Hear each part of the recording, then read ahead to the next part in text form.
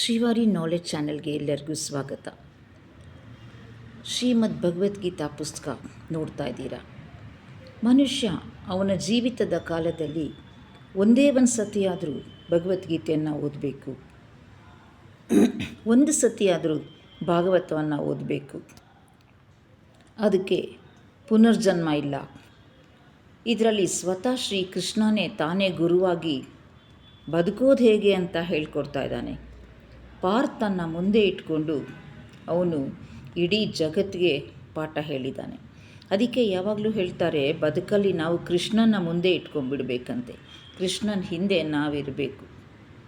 ಹೆಸರಿಗೆ ಮಾತ್ರ ರಥ ನಡೆಸ್ತಾ ಇದ್ದ ಅವನು, ಆದರೆ ಇಡೀ ಯುದ್ಧ ಮಾಡಿದ್ದು ಮಾತ್ರ ಅವರ ಕೈಯಲ್ಲಿ ತಾನು ಮಾಡಿಸ್ದ ಅಂತ ಹೇಳ್ತಾರೆ.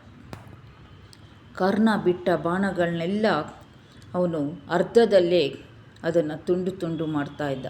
ಅದಕ್ಕೆ ಶಕ್ತಿ ಇಲ್ಲದಂಗೆ ಮಾಡ್ತಾ ಇದ್ದ. ಇನ್ನೇನು ಕರ್ಣ ಒಂದು ಬಾಣದಿಂದ ಅರ್ಜುನನ ತಲೆಯನ್ನು ತೆಗಿತೀನಿ ಅಂತ ಹೇಳಿದಾಗ ಹೆಬ್ಬೆರಳಿಂದ ರಥನ ಒತ್ತಿಬಿಟ್ಟ. ರಥ ಕೆಳಗೆ ಹೊಟ್ಟೋಯ್ತು. ಆ ಬಾಣ ಅರ್ಜುನನ ಕಿರೀಟವನ್ನು ಮಾತ್ರ ತಗೊಂಡು ಹೋಯಿತು. ಹೀಗೆ ಹೆಜ್ಜೆ ಹೆಜ್ಜೆಗೂ ಪಾರ್ಥನ ಉಳಿಸಿದಂಥ, ಪಾಂಡವರನ್ನ ಕಾಪಾಡಿದಂಥ ಪಾರ್ಥಸಾರಥಿ. ಈ ಕೃಷ್ಣನ ನಂಬಿದ್ರೆ ನಮ್ಮ ಬದುಕಿನ ರಥವನ್ನು ಸಾರಥಿಯಾಗಿ ಅವನೇ ನಡೆಸ್ತಾನೆ ಅಂತ.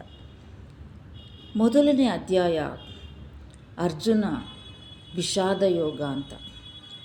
ರಣಭೂಮಿಗೆ ಬಂದ ತಕ್ಷಣ ಅರ್ಜುನ ಎದುರುಗಡೆ ಎಲ್ಲರೂ ನೋಡ್ತಾನೆ. ತನ್ನ ದೊಡ್ಡಪ್ಪನ ಮಕ್ಕಳಾದ ದುರ್ಯೋಧನನ, ತನ್ನ ಗುರುಗಳಾದ ದ್ರೋಣರನ್ನು, ಭೀಷ್ಮ ಪಿತಾಮಹನ, ದ್ರೋಣನ ಮಗ ಅಶ್ವತ್ಥಾಮ, ಕೃಪಾ ಇರ್ತಾರೆ, ಎಲ್ಲರೂ ಇರ್ತಾರೆ. ಅತಿರಥ ಮಹಾರಥರು. ಅರ್ಜುನನಿಗೆ ಅವ್ರ ಸೈನ್ಯ ನೋಡಿ ಭಯ ಆಗಲ್ಲ. ಆದರೆ ಅವನಿಗನ್ಸತ್ತೆ, ನನ್ನದೇ ಸ್ವಂತ ನೆಂಟರು, ದೊಡ್ಡಪ್ಪನ ಮಕ್ಕಳು, ವಿದ್ಯೆ ಕಲಿಸಿದಂಥ ಗುರುಗಳು, ದ್ರೋಣರ ಮೆಚ್ಚಿನ ಶಿಷ್ಯ ಅರ್ಜುನ, ಭೀಷ್ಮ ಪಿತಾಮಹರು, ಇವ್ರನ್ನೆಲ್ಲ ನಾನು ಹೆಂಗೆ ಕೊಲ್ಲೋದು? ಇವ್ರ ಜೊತೆ ಒಂದು ರಾಜ್ಯಕ್ಕಾಗಿ, ಒಂದು ಹಿಡಿ ಮಣ್ಣಿಗಾಗಿ ಯುದ್ಧ ಮಾಡಬೇಕಾ? ಬೇಡ, ಅಂಥ ಬದುಕು ನಂಗೆ ಬೇಡ ಅಂತ ಹೇಳಿ ಅವನು ಬಾಣ ಬತ್ತಳಿಕೆ ಎಲ್ಲ ಅಲ್ಲೇ ಕೆಳಗೆ ಹಾಕಿ ರಥದಲ್ಲಿ ಕುಸಿದು ಬಿಡ್ತಾನೆ. ಆಗ ಅಲ್ಲಿಂದ ಶುರುವಾಗುತ್ತೆ ಕೃಷ್ಣನ ಬದುಕಿನ ಪಾಠ, ಸಾಂಖ್ಯ ಯೋಗ ಅಂತ. ಓಂ ಶ್ರೀ ಪರಮಾತ್ಮನೇ ನಮಃ. ಶ್ರೀಮದ್ಭಗವದ್ಗೀತಾ ಅಥ ದ್ವಿತೀಯೋಧ್ಯಾಯ ಸಾಂಖ್ಯಯೋಗ. ಈ ಸಂಜಯನಿಗೆ, ಧೃತರಾಷ್ಟ್ರನಿಗೆ ಎಲ್ಲ ಹೇಳಬೇಕು ಅಂತ ಧೃತರಾಷ್ಟ್ರ ಹೇಳಿರ್ತಾನೆ. ಹುಟ್ಟು ಕುರುಡ, ಅವನಿಗೆ ದಿವ್ಯ ಚಕ್ಷುಗಳಿರುತ್ತೆ ಸಂಜಯನಿಗೆ. ಅದರಿಂದ ಅವನು ನೋಡಿಬಿಟ್ಟು ಅಲ್ಲಿ ಏನಾಗ್ತಿರತ್ತೆ ಅಂತ ಹೇಳ್ತಾ ಇರ್ತಾನೆ. ಸಂಜಯ ಉವಾಚ ತಂ ಕಥಾ ಕೃಪಯಾವಿಷ್ಟಂ ಅಶ್ರುಪೂರ್ಣಕುಲೇಕ್ಷಣಂ ವಿಷೀದಂತಮಿದಂ ವಾಕ್ಯಂ ಉವಾಚ ಮಧುಸೂದನ. ಸಂಜಯ ಹೇಳ್ತಾನೆ, ಕರುಣೆಯಿಂದ ತುಂಬಿದ, ಕಂಬನಿ ತುಂಬಿದ ದುಃಖಿತವಾದ ಅರ್ಜುನನ್ ನೋಡಿ ಮಧುಸೂದನ ಹೇಳ್ತಾನೆ, ಕುತಸ್ತ್ವ ಕಶ್ಮಲಮಿದಂ ವಿಷಮೇ ಸಮುಪಸ್ಥಿತಂ ಅನಾರ್ಯಜುಷ್ಟಂ ಅಸ್ವರ್ಗ್ಯಂ ಅಕೀರ್ತಿಕರಂ. ಅರ್ಜುನ, ಇಂಥ ಸಮಯದಲ್ಲಿ ಈ ಕಶ್ಮಲ ನಿಂಗೆ ಹೇಗೆ ಬಂತು? ಇದು ಭೂಷಣವಲ್ಲ, ಇದು ಅನಾರ್ಯವಾದದ್ದು. ಇದನ್ನು ನಿನಗೆ ಸ್ವರ್ಗಕ್ಕೆ ಹೋಗೋ ದಾರಿ ತೋರಿಸಲ್ಲ. ನಿನ್ನ ಈ ಬುದ್ಧಿ ಸ್ವರ್ಗಕ್ಕೆ ದಾರಿ ತೋರಿಸಲ್ಲ, ಅಪಕೀರ್ತಿ ಕಾರಣ ಆಗತ್ತೆ. ಕ್ಲೈಬ್ದ್ಯಂ ಮಾಸ್ಮಗ್ಗಮಃ ಪಾರ್ಥ ನೈತ್ವತ್ಯಹ್ಯುಪಪದ್ಯತೆ ಕ್ಷುದ್ರಂ ಹೃದಯ ದೌರ್ಬಲ್ಯಂ ತ್ಯಕ್ತೋತ್ತಿಷ್ಠ ಪರಂತಪ. ಪಾರ್ಥ, ಹೇಡಿ ಆಗಬೇಡ, ನಿನಗಿದು ಯೋಗ್ಯವಾದ್ದಲ್ಲ. ಶತ್ರುಗಳ ಎದೆಗೆಡಿಸೋ ವೀರ ನೀನು. ಹೃದಯ ದೌರ್ಬಲ್ಯ ಭಾಳ ಅಲ್ಪವಾದದ್ದು, ಕ್ಷುದ್ರವಾದದ್ದು, ನೀಚವಾದದ್ದು. ಇದನ್ನು ತೊರೆದು ಎದ್ದು ನಿಂತ್ಕೋಬೇಕು. ಮತ್ತೆ ಆವಾಗ ಅರ್ಜುನ ಹೇಳ್ತಾನೆ, ಕಥಂ ಭೀಷ್ಮಮಹಂ ಸಂಖ್ಯೆ ದ್ರೋಣಂ ಚ ಮಧುಸೂದನ ಇಷುಭಿಃ ಪ್ರತಿಯೋತ್ಸ್ಯಾಮಿ ಪೂಜಾರ್ಹ ವರಿಸೂದನ. ಅರ್ಜುನ ಹೇಳಿದ್ದಕ್ಕೆ ಮಧುಸೂದನ, ಪೂಜಾರ್ಹ ಭೀಷ್ಮ ದ್ರೋಣರನ್ನು ರಣಭೂಮಿಯಲ್ಲಿ ನನ್ನ ಬಾಣಗಳಿಂದ ಹೇಗೆ ಹೊಡಿಲಿ ಅಂತ ಅರ್ಜುನ ಹೇಳ್ತಾನೆ. ಕೃಷ್ಣ ಹೇಳಿದ್ದಕ್ಕೆ ಗುರೂನ ಹತ್ವಾ ಹಿ ಮಹಾನುಭಾವಾನ್ ಶ್ರೇಯೋ ಭೋಕ್ತುಂ ಭೈಕ್ಷ್ಯಮಪೀಹ ಲೋಕೆ ಹತ್ವಾರ್ಥಕಾಮಾಂಸ್ತು ಗುರೂನಿಹೈವ ಭುಂಜೀಯ ಭೋಗಾನ್ ರುಧಿರ ಪ್ರದಿಗ್ಧಾನ್. ನನ್ನ ಗುರುಗಳಂಥ ಮಹಾನ್ ಭಾವರನ್ನು ಕೊಂದು ಬದುಕೋದಕ್ಕಿಂತ ಈ ಜಗತ್ತಿನಲ್ಲಿ ಭಿಕ್ಷೆ ಬೇಡಿ ಬದುಕೋದೇ ವಾಸಿ. ಅವರನ್ನು ಕೊಂದು ಅನುಭವಿಸೋ ಎಲ್ಲ ಸುಖಗಳು ಅವರ ರಕ್ತದಿಂದ ನೆಂದಿರತ್ತೆ. ನ ಚೈತ್ವದ್ವಿದ್ಮಂ ಕತರನ್ನೋ ಗರೀಯೋ ಯದ್ವಾ ಜಯೇಷು ಯದಿ ವಾನೋ ಜಯೇಯುಹು ಯಾನೇವ ಹತ್ವಾನ ಜಿಜೀವಿಷಾಮ ತೇವ ಸ್ಥಿತ ಪ್ರಮುಖೆ ಧಾರ್ತರಾಷ್ಟ್ರಾಹ.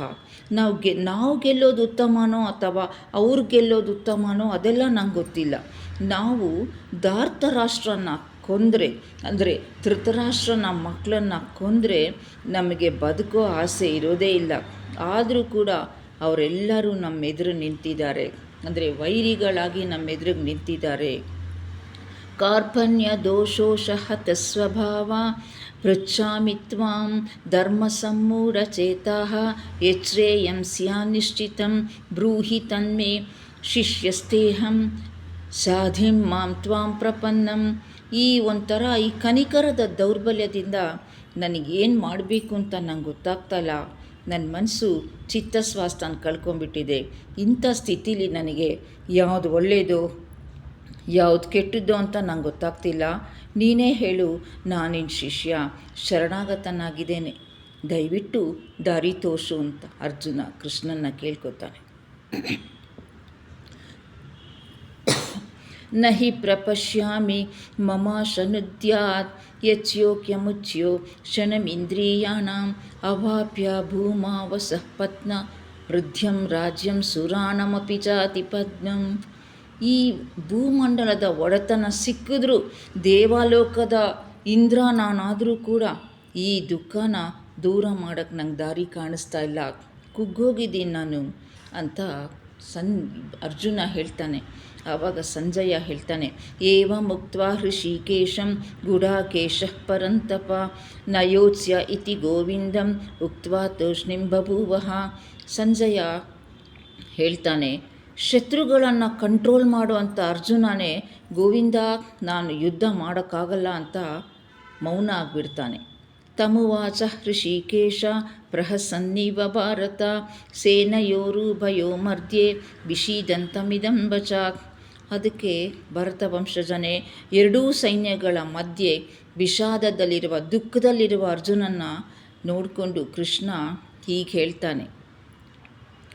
ಪ್ರಜ್ಞಾವಾದಾಂಶ ಭಾಷಸೆ ಗತಾಸೂನ ಗತಾಸೂಂಶ್ಚ ನಾನು ಶೋಚಂತಿ ಪಂಡಿತಾಃ. ಭಗವಂತ ಹೇಳ್ತಾನೆ, ನೀನು ದೊಡ್ಡ ಜ್ಞಾನಿ ಥರ ಪಂಡಿತನ ಹಂಗೆ ಮಾತಾಡ್ತಿದ್ಯಾ, ಆದರೆ ನೀನು ಯಾರಿಗೋಸ್ಕರ ದುಃಖ ಪಡಬಾರ್ದೋ ಅಂಥವ್ರಿಗೆ ನೀನು ದುಃಖ ಪಡ್ತಾ ಇದೆಯಾ. ಪಂಡಿತರಾದವರು ಬದುಕಿರೋರಿಗೋಸ್ಕರ ಅಥವಾ ಸತ್ತವ್ರಿಗೋಸ್ಕರ ಇಬ್ಬರಿಗೂ ದುಃಖ ಮಾಡಲ್ಲ. ನ ತ್ವೇವಾಹಂ ಜಾತು ನಾಸಂ ನ ತ್ವಂ ನೇಮೇ ಜನಾಧಿಪ ನ ಚೈವ ನ ಭವಿಷ್ಯಾಮ ಸರ್ವೇ ವಯಮತಃ ಪರಂ. ನಾನು ಇರಲಿಲ್ಲ ಅನ್ನೋ ಕಾಲನೇ ಇರಲಿಲ್ಲ, ನೀನು ಈ ಅರಸರು ಇರದ ಕಾಲವೇ ಇರಲಿಲ್ಲ, ಭವಿಷ್ಯದಲ್ಲೂ ನಾವೆಲ್ಲ ಇಲ್ಲ ಅನ್ನೋಕ್ಕಾಗಲ್ಲ. ಮತ್ತು ನಾಳೆ ಕಂಟಿನ್ಯೂ ಮಾಡ್ತೀನಿ. ನನ್ನ ಚಾನೆಲ್ ನೋಡ್ತಾ ಇರಿ. ಧನ್ಯವಾದಗಳು. ಸಬ್ಸ್ಕ್ರೈಬ್ ಮಾಡ್ಕೊಳ್ಳಿ.